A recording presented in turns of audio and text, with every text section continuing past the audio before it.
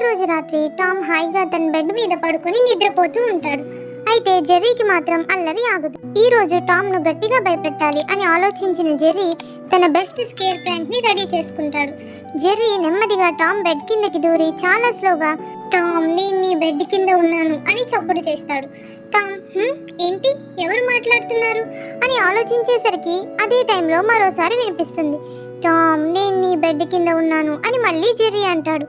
Tom ఒక్కసారిగా లేచి ఇదేంటి నా బెడ్ కింద ఎవరున్నారు అని భయంతో బెడ్ కిందకి చూస్తాడు. అయితే జెర్రీ అప్పటికే స్మార్ట్ గా ప్లాన్ చేసి బల్బ్ స్విచ్ ఆఫ్ చేసి తెల్లటి ముసుగులో దెయ్యంలా దాక్కుంటాడు.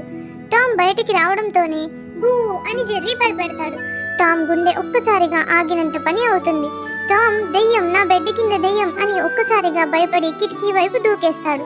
అయితే బల్బు వెలిగిన తర్వాత జెర్రీ తన దెయ్యం ముసుగు విసిరేసి నెమ్మదిగా నవ్వుకుంటూ నేను కింద ఉన్నానని చెప్పగానే మరీ కిటికీ ఎక్కిపోతావా అని నవ్వుకుంటాడు. కానీ స్టోరీ ఇంకా అయిపోలేదు. అప్పుడే ఒక షాడోని చూసి టామ్ షాక్ అవుతాడు. ఇది ఎవరు మళ్ళీ అని అనుకుంటాడు. తన వెనుక నుంచి మిస్ బెల్లా వస్తుంది. ఆవిడకు ఏమీ అర్థం కాక టామ్ రాత్రి నీ అల్లరి ఏంటి అని అడుగుతుంది. టామ్ అల్లరి కాదు మిస్ బెల్లా, మన ఇంట్లో దెయ్యం ఉంది అని చెప్తాడు.